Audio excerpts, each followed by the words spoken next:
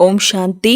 ಇಂದಿನ ದಿನಾಂಕ 16/1/2022. ಅವ್ಯಕ್ತ ಬಾಪ್ತಾದ ರಿವೈಸ್ 25/12/89. ಆತ್ಮಿಕ ನಶೆಯಲ್ಲಿದ್ದು ನಿಶ್ಚಿಂತ ಚಕ್ರವರ್ತಿಗಳಾಗಿ. ಇಂದು ಅತಿ ದೊಡ್ಡ ತಂದೆಯು ಮಕ್ಕಳಿಗೆ ಅಲೌಕಿಕ ದಿವ್ಯ ಸಂಗಮ ಯುಗದ ಪ್ರತಿದಿನ ಶುಭಾಶಯಗಳನ್ನು ನೀಡುತ್ತಿದ್ದಾರೆ. ಪ್ರಪಂಚದವರಿಗಾಗಿ ಒಂದು ದಿನವು ವಿಶೇಷ ದಿನವಾಗಿರುತ್ತದೆ ಮತ್ತು ಆ ದೊಡ್ಡ ದಿನದಂದು ಏನು ಮಾಡುತ್ತಾರೆ? ದೊಡ್ಡ ಹೃದಯದಿಂದ ವಿಶಾಲ ಆಚರಿಸುತ್ತಿದ್ದೇವೆ ಎಂದು ಅವರು ತಿಳಿದುಕೊಳ್ಳುತ್ತಾರೆ. ಆದರೆ ಅವರು ಆಚರಿಸುವುದೇನೆಂದು ನೀವು ತಿಳಿದುಕೊಂಡಿದ್ದೀರಿ. ಅವರ ಆಚರಣೆ ಮತ್ತು ತಮ್ಮ ಅತಿ ದೊಡ್ಡ ತಂದೆಯ ವಿಶಾಲ ಹೃದಯಿ ಮಕ್ಕಳ ಆಚರಣೆಗೆ ಎಷ್ಟು ಭಿನ್ನ ಮತ್ತು ಪ್ರಿಯವಾಗಿದೆ. ಹೇಗೆ ಪ್ರಪಂಚದವರಿಗೆ ದೊಡ್ಡ ದಿನವಿರುತ್ತದೆ, ಖುಷಿಯಲ್ಲಿ ನರ್ತಿಸುತ್ತಾ ಆಡುತ್ತಾ ಒಬ್ಬರು ಇನ್ನೊಬ್ಬರಿಗೆ ಆ ದಿನದ ಶುಭಾಶಯಗಳನ್ನು ಕೊಡುತ್ತಾರೆ. ಹಾಗೆಯೇ ತಾವು ಮಕ್ಕಳಿಗಾಗಿ ಸಂಗಮ ಯುಗವೇ ದೊಡ್ಡ ಯುಗವಾಗಿದೆ. ಆಯಸ್ಸಿನಲ್ಲಿ ಚಿಕ್ಕದಾಗಿದೆ, ಆದರೆ ವಿಶೇಷತೆಗಳು ಮತ್ತು ಪ್ರಾಪ್ತಿಯನ್ನು ಕೊಡಿಸುವುದರಲ್ಲಿ ಎಲ್ಲದಕ್ಕಿಂತ ದೊಡ್ಡ ಯುಗವಾಗಿದೆ. ಅಂದಾಗ ಸಂಗಮ ಯುಗದ ಪ್ರತಿದಿನವೂ ತಮಗಾಗಿ ವಿಶೇಷ ದಿನವಾಗಿದೆ. ಏಕೆಂದರೆ ಅತಿ ದೊಡ್ಡ ತಂದೆಯ ದೊಡ್ಡ ಯುಗ ಸಂಗಮ ಯುಗದಲ್ಲಿಯೇ ಸಿಗುತ್ತಾರೆ. ಜೊತೆಗೆ ತಂದೆಯ ಮೂಲಕ ಅತಿ ದೊಡ್ಡ ಪ್ರಾಪ್ತಿಯು ಈಗಲೇ ಆಗುತ್ತದೆ. ಬಾಪ್ತಾದ ಎಲ್ಲ ಮಕ್ಕಳನ್ನು ಅತಿ ದೊಡ್ಡ ಪುರುಷೋತ್ತಮರನ್ನಾಗಿ ಈಗಲೇ ಮಾಡುತ್ತಾರೆ. ಹೇಗೆ ಇಂದಿನ ದಿನದ ವಿಶೇಷತೆಯಾಗಿದೆ ಖುಷಿಯನ್ನು ಆಚರಿಸುವುದು ಮತ್ತು ಒಬ್ಬರು ಇನ್ನೊಬ್ಬರಿಗೆ ಉಡುಗೊರೆ ಕೊಡುವುದು, ಶುಭಾಶಯಗಳನ್ನು ಕೊಡುವುದು ಮತ್ತು ತಂದೆಯ ಮುಖಾಂತರವೇ ಉಡುಗೊರೆ ಸಿಗುವ ದಿನವನ್ನೇ ಆಚರಿಸುತ್ತಾರೆ. ತಮ್ಮೆಲ್ಲರಿಗೆ ತಂದೆಯು ಸಂಗಮ ಯುಗದಲ್ಲಿಯೇ ಅತಿ ದೊಡ್ಡದಾದ ಯಾವ ಉಡುಗೊರೆಯನ್ನು ನೀಡಿದ್ದಾರೆ? ಬಾಪ್ತಾದ ಸದಾ ಹೇಳುತ್ತಾರೆ, ತಾವು ಮಕ್ಕಳಿಗಾಗಿ ಅಂಗೈಯಲ್ಲಿ ಸ್ವರ್ಗದ ರಾಜ್ಯಭಾಗ್ಯವನ್ನು ತಂದಿದ್ದೇನೆ. ಅಂದ ಮೇಲೆ ಎಲ್ಲರ ಅಂಗೈಯಲ್ಲಿ ಸ್ವರ್ಗದ ರಾಜ್ಯಭಾಗ್ಯವಿದೆಯಲ್ಲವೇ? ಅದಕ್ಕೆ ಅಂಗೈಯಲ್ಲಿ ಸ್ವರ್ಗವೆಂದು ಹೇಳುತ್ತಾರೆ. ಇದಕ್ಕಿಂತಲೂ ದೊಡ್ಡ ಉಡುಗೊರೆಯನ್ನು ಮತ್ಯಾರಾದರೂ ಕೊಡಲು ಸಾಧ್ಯವೇ? ಎಷ್ಟೇ ದೊಡ್ಡ ವ್ಯಕ್ತಿಯು ದೊಡ್ಡ ಉಡುಗೊರೆಯನ್ನು ಕೊಡಲಿ, ಆದರೆ ತಂದೆಯ ಉಡುಗೊರೆಯ ಮುಂದೆ ಅದು ಏನಾಗಿರುವುದು? ಹೇಗೆ ಸೂರ್ಯನ ಮುಂದೆ ದೀಪವಿದ್ದಂತೆ. ಅಂದಾಗ ಸಂಗಮ ಯುಗದ ನೆನಪಾರ್ಥ ಸಾಕ್ಷಿಗಳು ಅನ್ಯ ಧರ್ಮಗಳಲ್ಲಿಯೂ ಉಳಿದುಕೊಂಡಿವೆ. ತಮಗೆ ದೊಡ್ಡ ಯುಗದಲ್ಲಿ ದೊಡ್ಡ ತಂದೆಯು ಅತಿ ದೊಡ್ಡ ಉಡುಗೊರೆ ನೀಡಿದ್ದಾರೆ. ಆದ್ದರಿಂದ ಇಂದಿನ ದೊಡ್ಡ ದಿನದಂದು ಈ ವಿಧಿಯಿಂದ ಆಚರಿಸುತ್ತಾರೆ. ಅವರು ಕ್ರಿಸ್ಮಸ್ ಫಾದರ್ ಎಂದು ಹೇಳುತ್ತಾರೆ. ಫಾದರ್ ತಂದೆ ಸದಾ ಮಕ್ಕಳಿಗೆ ಕೊಡುವಂತಹ ದಾತನಾಗಿದ್ದಾರೆ. ಬರೇ ಲೌಕಿಕ ರೀತಿಯಿಂದಲೂ ನೋಡಿ ತಂದೆಯು ಮಕ್ಕಳಿಗೆ ದಾತನಾಗಿರುತ್ತಾರೆ. ಇವರು ಬೇಹದ್ದಿನ ಫಾದರ್ ಆಗಿದ್ದಾರೆ. ಬೇಹದ್ದಿನ ತಂದೆಯು ಬೇಹದ್ದಿನ ಉಡುಗೊರೆಯನ್ನೇ ಕೊಡುತ್ತಾರೆ. ಮತ್ಯಾವುದೇ ಉಡುಗೊರೆಯು ಎಷ್ಟು ಸಮಯ ನಡೆಯುವುದು? ಎಷ್ಟು ಒಳ್ಳೊಳ್ಳೆಯ ಶುಭಾಶಯಗಳ ಕಾರ್ಡುಗಳನ್ನು ಉಡುಗೊರೆಯಾಗಿ ಕೊಡುತ್ತಾರೆ. ಆದರೆ ಇಂದಿನ ದಿನವು ಕಳೆಯಿತೆಂದರೆ ಮತ್ತೆ ಆ ಕಾರ್ಡನ್ನು ಏನು ಮಾಡುವುದು? ಅದು ಸ್ವಲ್ಪ ಸಮಯವೇ ನಡೆಯುತ್ತದೆ ಎಲ್ಲವೇ? ತಿಂದು ಕುಡಿಯುವ ಸಿಹಿ ಪದಾರ್ಥಗಳನ್ನು ಕೊಡಬಹುದು. ಅದು ಸಹ ಎಷ್ಟು ಸಮಯ ನಡೆಯುವುದು? ಎಷ್ಟು ಸಮಯ ಖುಷಿಯನ್ನು ಆಚರಿಸುವರು? ಬಲೆ ಒಂದು ರಾತ್ರಿ ಆಡುತ್ತಾರೆ, ಕುಣಿಯುತ್ತಾರೆ. ಆದರೆ ತಾವಾತ್ಮರಿಗೆ ತಂದೆಯು ಇಂತಹ ಉಡುಗೊರೆಯನ್ನು ಕೊಡುತ್ತಾರೆ. ಅದು ಈ ಜನ್ಮದಲ್ಲಂತೂ ಜೊತೆ ಇದ್ದೇ ಇರುತ್ತದೆ. ಆದರೆ ಜನ್ಮ ಜನ್ಮದಲ್ಲಿಯೂ ಜೊತೆ ಇರುತ್ತದೆ. ಖಾಲಿ ಕೈಯಲ್ಲಿ ಬಂದೆವು, ಮತ್ತೆ ಖಾಲಿ ಕೈಯಲ್ಲಿ ಹೋಗಬೇಕಾಗಿದೆ ಎಂದು ಪ್ರಪಂಚದವರು ಹೇಳುತ್ತಾರೆ. ಆದರೆ ತಾವೇನು ಹೇಳುತ್ತೀರಿ? ತಾವು ನಶೆಯಿಂದ ಹೇಳುತ್ತೀರಿ, ನಾವಾತ್ಮರು ತಂದೆಯ ಮೂಲಕ ಸಿಕ್ಕಿರುವ ಖಜಾನೆಯಿಂದ ಸಂಪನ್ನರಾಗಿ ಹೋಗುತ್ತೇವೆ ಮತ್ತು ಅನೇಕ ಜನ್ಮಗಳ ಕಾಲ ಸಂಪನ್ನರಾಗಿರುತ್ತೇವೆ. 21 ಜನ್ಮಗಳವರೆಗೆ ಈ ಉಡುಗೊರೆಯು ಜೊತೆ ಇರುತ್ತದೆ. ಇಂತಹ ಉಡುಗೊರೆಯನ್ನು ಎಂದಾದರೂ ನೋಡಿದ್ದೀರಾ? ಬಲೆ, ಯಾವುದೇ ವಿದೇಶದ ರಾಜ ರಾಣಿಯೇ ಆಗಿರಲಿ, ಅವರು ಇಂತಹ ಉಡುಗೊರೆಯನ್ನು ಕೊಡಬಲ್ಲರೆ? ಪೂರ್ಣ ಸಿಂಹಾಸನವನ್ನೇ ಕೊಟ್ಟು ಬಿಡಲಿ, ಈ ಸಿಂಹಾಸನವನ್ನು ತಾವು ಅಲಂಕರಿಸಿರಿ ಎಂದು ಹೇಳಲಿ, ತಾವು ಏನು ಮಾಡುತ್ತೀರಿ? ಯಾರಾದರೂ ತೆಗೆದುಕೊಳ್ಳುವಿರಾ? ತಂದೆಯ ಹೃದಯ ಸಿಂಹಾಸನದ ಮುಂದೆ ಈ ಸಿಂಹಾಸನವೇನು? ಆದ್ದರಿಂದ ತಾವೆಲ್ಲರೂ ನಶೆಯಲ್ಲಿ ಇರುತ್ತೀರಿ. ಇದು ಆತ್ಮಿಕ ನಶೆ.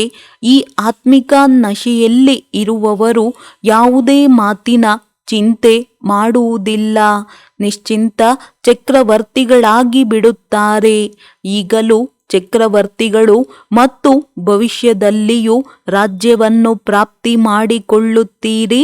ಆದ್ದರಿಂದ ಎಲ್ಲರಿಗಿಂತ ಹಿರಿಯ ಮತ್ತು ಎಲ್ಲರಿಗಿಂತ ಒಳ್ಳೆಯದು ಈ ನಿಶ್ಚಿಂತ ರಾಜ್ಯವೇ ಆಗಿದೆ. ಯಾವುದೇ ಚಿಂತೆ ಇದೆಯೇ? ಮತ್ತು ಪ್ರವೃತ್ತಿಯಲ್ಲಿ ಇರುವವರಿಗೆ ಮರಿಮಕ್ಕಳ ಚಿಂತೆ ಇದೆಯೇ? ಕುಮಾರರಿಗೆ ಅಡಿಗೆಯನ್ನು ತಯಾರಿಸುವ ಚಿಂತೆಯು ಹೆಚ್ಚಾಗಿರುತ್ತದೆ. ಕುಮಾರಿಯರಿಗೆ ಏನು ಚಿಂತೆ ಇರುತ್ತದೆ? ಒಳ್ಳೆಯ ನೌಕರಿ ಸಿಗಲಿ ಎಂದು ನೌಕರಿಯ ಚಿಂತೆ ಇದೆಯೇ? ನಿಶ್ಚಿಂತ ಚಕ್ರವರ್ತಿಗಳಾಗಿದ್ದೀರಿ. ಯಾರಿಗೆ ಚಿಂತೆ ಇರುವುದೋ ಅವರು ನಿಶ್ಚಿಂತ ರಾಜ್ಯಾಧಿಕಾರದ ಆನಂದವನ್ನು ಪಡೆಯಲು ಸಾಧ್ಯವಿಲ್ಲ. ವಿಶ್ವದ ರಾಜ್ಯವಂತೂ 21 ಜನ್ಮಗಳವರೆಗೆ ಇರಲಿ, ಆದರೆ ಈ ನಿಶ್ಚಿಂತ ರಾಜ್ಯ ಭಾಗ್ಯ ಮತ್ತು ಹೃದಯ ಸಿಂಹಾಸನವು ಇದೊಂದೇ ಈ ಯುಗದಲ್ಲಿ 1 ಜನ್ಮಕ್ಕಾಗಿ ಸಿಗುತ್ತದೆ. ಆದ್ದರಿಂದ ಒಂದರ ಮಹತ್ವಿಕೆ ಇದೆಯಲ್ಲವೇ? ಬಾಪ್ತಾದ ಸದಾ ಮಕ್ಕಳಿಗೆ ಇದನ್ನೇ ಹೇಳುತ್ತೇವೆ. ಬ್ರಾಹ್ಮಣ ಜೀವನವೆಂದರೆ ನಿಶ್ಚಿಂತ ಚಕ್ರವರ್ತಿಗಳು. ಬ್ರಹ್ಮ ತಂದೆಯು ನಿಶ್ಚಿಂತ ಚಕ್ರವರ್ತಿಯಾದರು. ಆದ್ದರಿಂದಲೇ ಯಾವ ಗೀತೆಯನ್ನು ಆಡಿದರು, ಏನನ್ನು ಪಡೆಯಬೇಕಿತ್ತೋ ಅದನ್ನು ಪಡೆದು ಬಿಟ್ಟೆನು, ಇನ್ನೇನು ಕೆಲಸವಿದೆ? ತಾವೇನು ಹೇಳುತ್ತೀರಿ? ಸೇವೆಯ ಕಾರ್ಯವಂತೂ ಉಳಿದುಕೊಂಡಿದೆ, ಆದರೆ ಅದನ್ನೂ ಸಹ ಮಾಡಿಸುವ ತಂದೆಯು ಮಾಡಿಸುತ್ತಿದ್ದಾರೆ ಮತ್ತು ಮಾಡಿಸುತ್ತಾ ಇರುತ್ತಾರೆ. ನಾವು ಮಾಡಬೇಕೆಂದು ಹೇಳಿದರೆ ಅದು ಭಾರವೆನಿಸುತ್ತದೆ.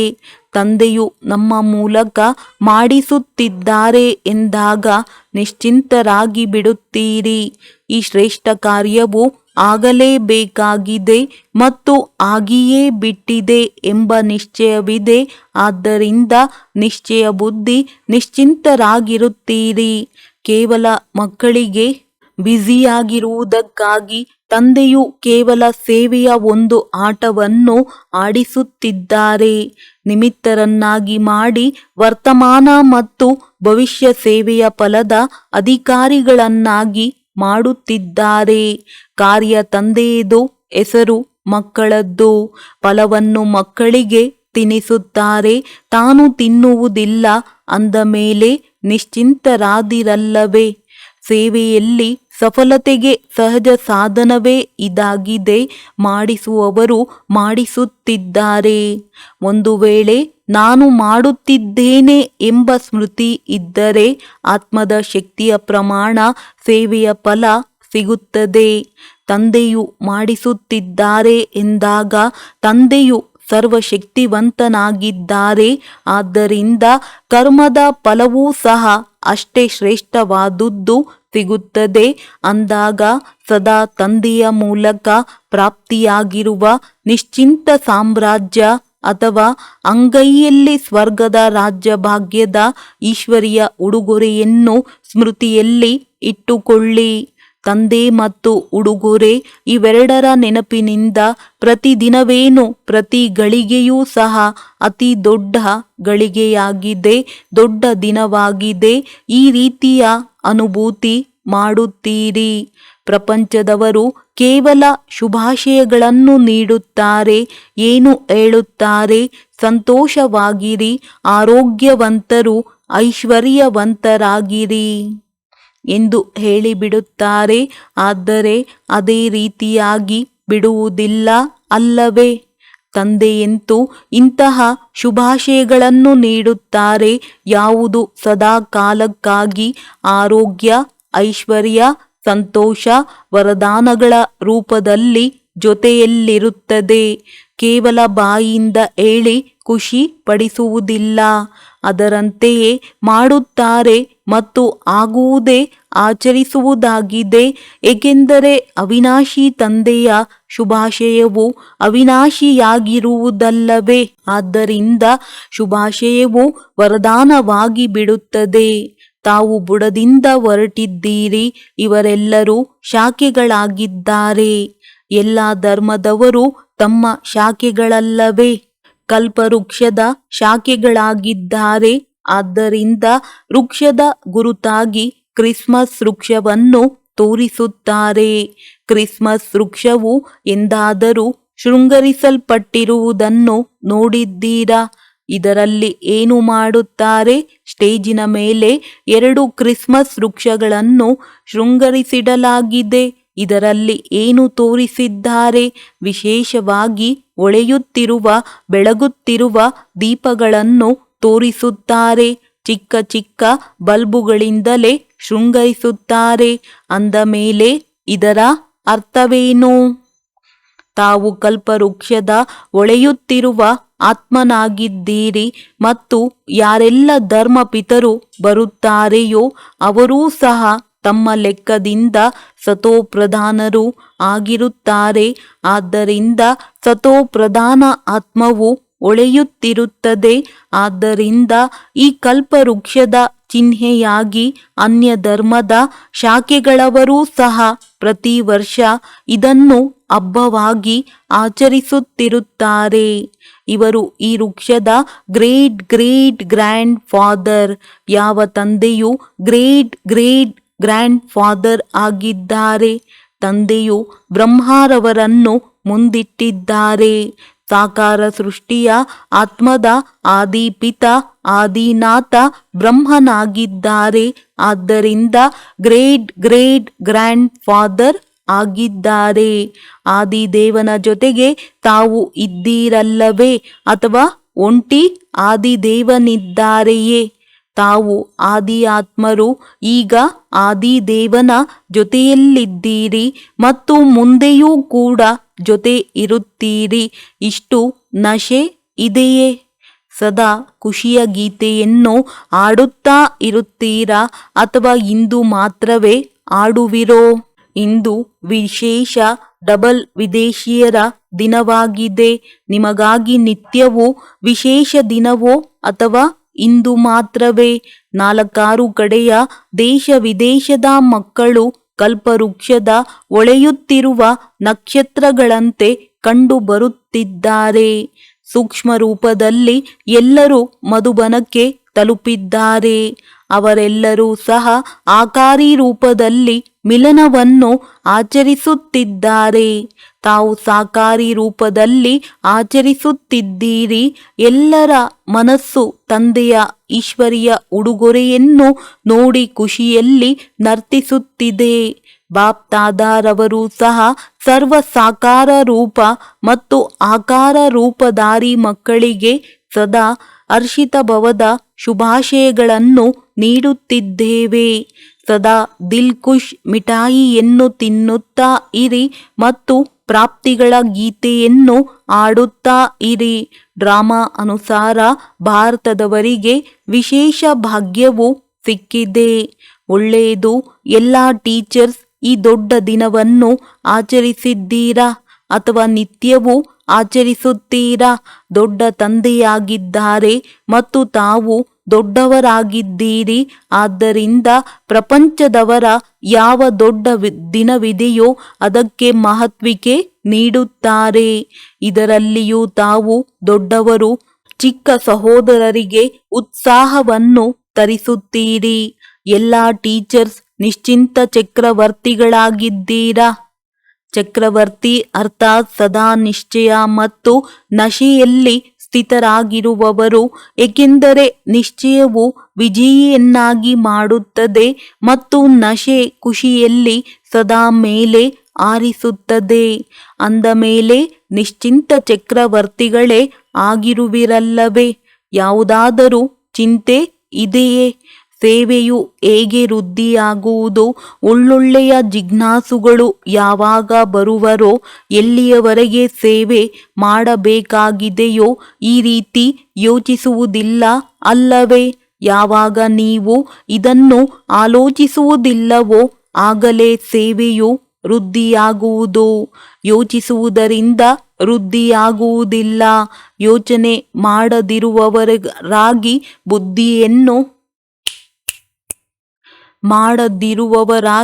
ಬುದ್ಧಿಯನ್ನು ಖಾಲಿಯಾಗಿಟ್ಟುಕೊಳ್ಳಿ. ಆಗ ತಂದೆಯ ಶಕ್ತಿಯನ್ನು ಸಹಯೋಗದ ರೂಪದಲ್ಲಿ ಅನುಭವ ಮಾಡುತ್ತೀರಿ. ಆಲೋಚಿಸುವುದರಲ್ಲಿಯೇ ಬುದ್ಧಿಯನ್ನು ವ್ಯಸ್ತವಾಗಿಟ್ಟುಕೊಂಡರೆ ತಂದೆಯ ಪ್ರೇರಣೆ, ತಂದೆಯ ಶಕ್ತಿಯನ್ನು ಗ್ರಹಿಸಲು ಸಾಧ್ಯವಿಲ್ಲ. ತಂದೆ ಮತ್ತು ನಾವು ಕಂಬೈನ್ಡ್ ಆಗಿದ್ದೇವೆ. ಮಾಡಿಸುವವರು ಮತ್ತು ಮಾಡಲು ನಿಮಿತ್ತ ನಾನಾತ್ಮನಾಗಿದ್ದೇನೆ. ಇದಕ್ಕೆ ಒಬ್ಬರ ನೆನಪು ಅರ್ಥಾತ್ ನಿಶ್ಚಿಂತರಾಗುವುದು ಎಂದು ಹೇಳಲಾಗುತ್ತದೆ. ಶುಭ ಚಿಂತನೆಯಲ್ಲಿ ಇರುವವರಿಗೆ ಎಂದೂ ಚಿಂತೆ ಇರುವುದಿಲ್ಲ. ಎಲ್ಲಿ ಚಿಂತೆ ಇರುವುದೋ ಅಲ್ಲಿ ಶುಭ ಚಿಂತನೆ ಇಲ್ಲ ಮತ್ತು ಎಲ್ಲಿ ಶುಭ ಚಿಂತನೆಯೂ ಇರುವುದೋ ಅಲ್ಲಿ ಚಿಂತೆ ಇರುವುದಿಲ್ಲ. ಒಳ್ಳೆಯದು. 4 ಕಡೆಯ ಈಶ್ವರೀಯ ಉಡುಗೊರೆಯ ಅಧಿಕಾರಿಗಳು ಅತಿ ದೊಡ್ಡ ತಂದೆಯ ಅತಿ ದೊಡ್ಡ ಭಾಗ್ಯಶಾಲಿ ಆತ್ಮರು. ಆದಿಪಿತನ ಸದಾ ಜೊತೆಗಾರ ಆದಿ ಆತ್ಮರು. ಸದಾ ಅತಿ ದೊಡ್ಡ ತಂದೆಯ ಮೂಲಕ ಸ್ನೇಹದ ಶುಭಾಶಯಗಳು. ಅವಿನಾಶಿ ವರದಾನವನ್ನು ಪ್ರಾಪ್ತಿ ಮಾಡಿಕೊಳ್ಳುವಂತಹ ಸರ್ವ ಸಾಕಾರಿ ರೂಪಧಾರಿ ಮತ್ತು ಆಕಾರಿ ರೂಪಧಾರಿ ಎಲ್ಲ ಮಕ್ಕಳಿಗೆ ದಿಲ್ಖುಷ್ ಮಿಠಾಯಿಯ ಜೊತೆಗೆ ನೆನಪು, ಪ್ರೀತಿ ಹಾಗೂ ನಮಸ್ತೆ. ಪೂನಾ ಬೀದರ್ ಗ್ರೂಪ್. ಪ್ರತಿನಿತ್ಯವೂ ಅಮೃತ ವೇಳೆಯಲ್ಲಿ ದಿಲ್ಖುಷ್ ಮಿಠಾಯಿ ಸೇವಿಸುತ್ತೀರಾ?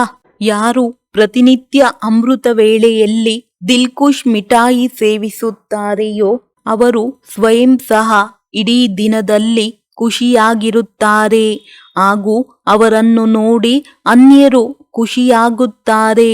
ಇದು ಇಂತಹ ಔಷಧಿಯಾಗಿದೆ. ಯಾವುದೇ ಪರಿಸ್ಥಿತಿಗಳೇ ಬರಲಿ, ಆದರೆ ದಿಲ್ಖುಷ್ ಔಷಧಿಯು ಪರಿಸ್ಥಿತಿಯನ್ನು ಚಿಕ್ಕದನ್ನಾಗಿ ಮಾಡಿಬಿಡುತ್ತದೆ. ಪರ್ವತವನ್ನು ಸಾಸಿವೆಯನ್ನಾಗಿ ಮಾಡಿಬಿಡುತ್ತದೆ. ಈ ಔಷಧಿಯಲ್ಲಿ ಇಷ್ಟೊಂದು ಶಕ್ತಿ ಇದೆ.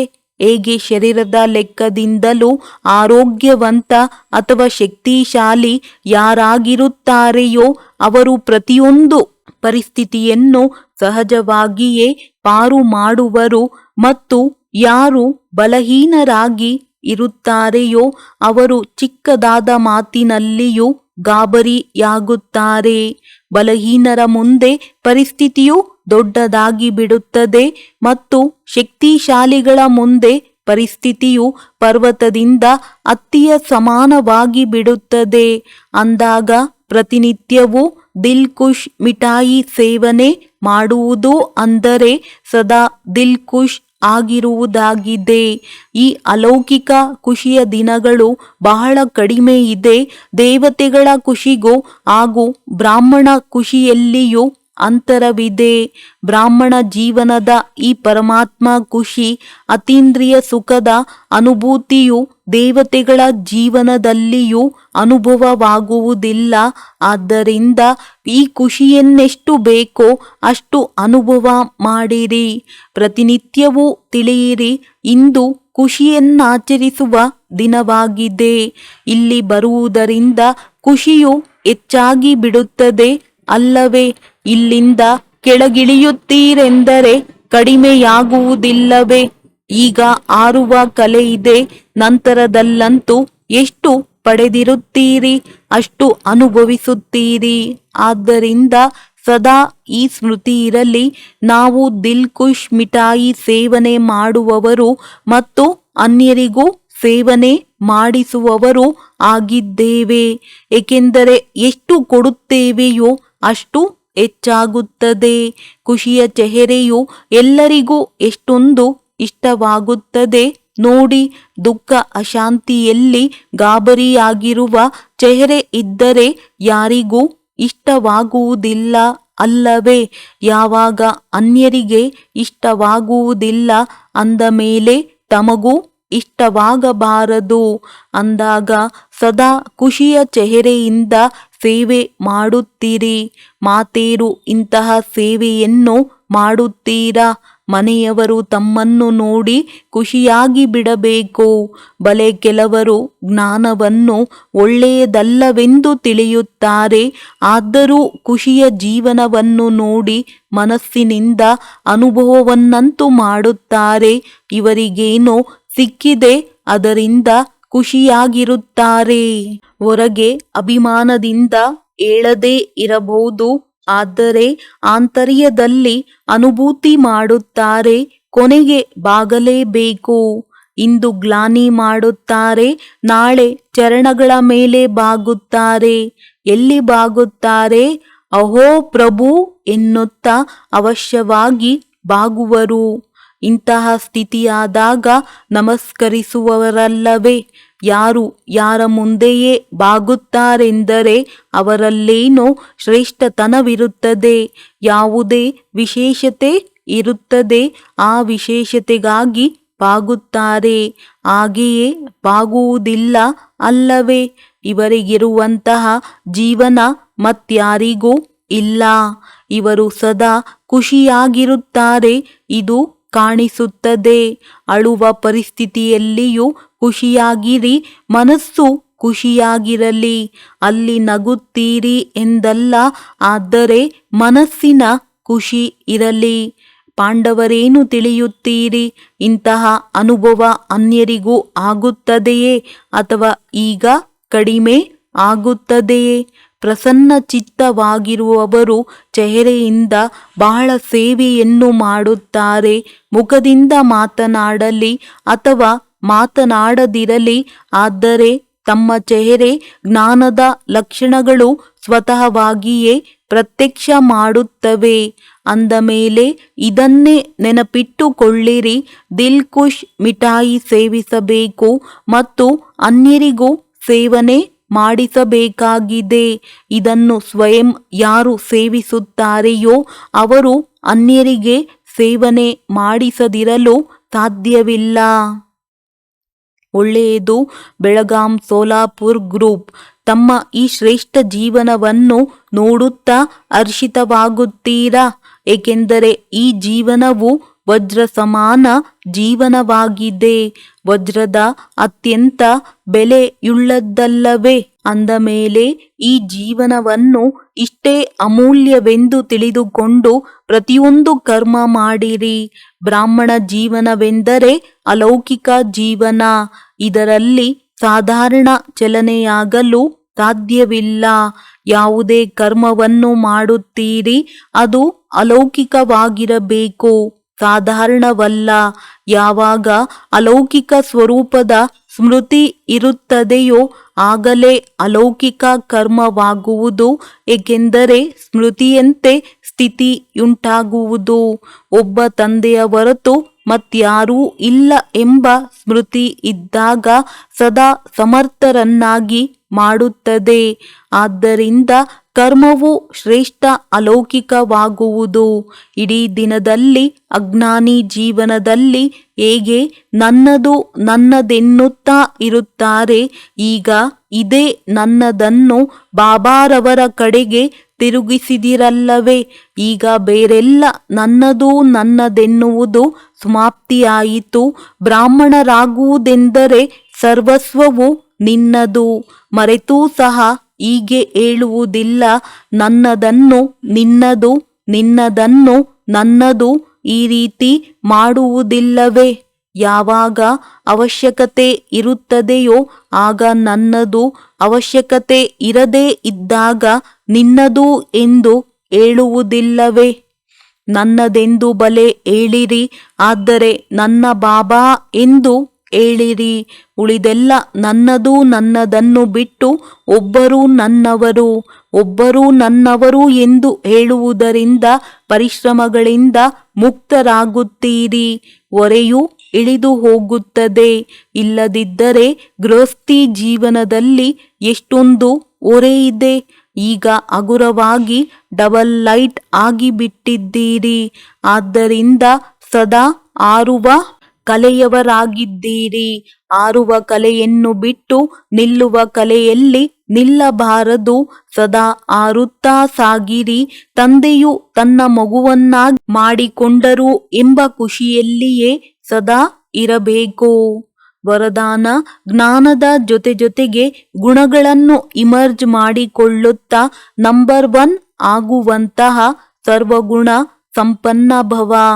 ವರ್ತಮಾನ ಸಮಯ ಪರಸ್ಪರದಲ್ಲಿ ವಿಶೇಷವಾಗಿ ಕರ್ಮದ ಮೂಲಕ ಗುಣದಾತರಾಗುವ ಅವಶ್ಯಕತೆ ಇದೆ.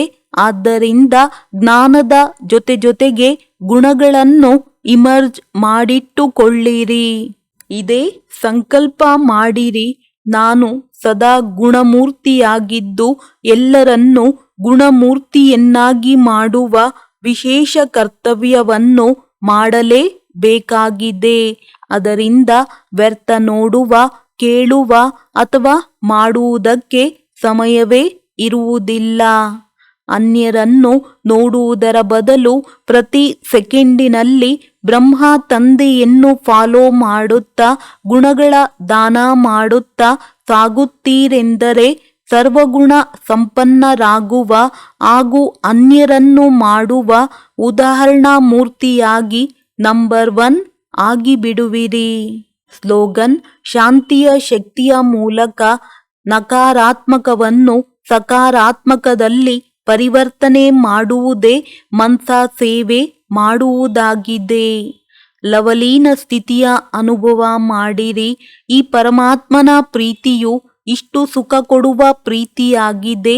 ಈ ಪ್ರೀತಿಯಲ್ಲಿ ಯಾರು 1 ಸೆಕೆಂಡಿಗಾದರೂ ಮುಳುಗುತ್ತಾರೆಯೋ ಅವರು ಅನೇಕ ದುಃಖಗಳನ್ನು ಮರೆತು ಬಿಡುತ್ತಾರೆ ಹಾಗೂ ಸದಾ ಕಾಲಕ್ಕಾಗಿ ಸುಖದ ಉಯ್ಯಾಲೆಯಲ್ಲಿ ತೂಗತೊಡಗುವರು.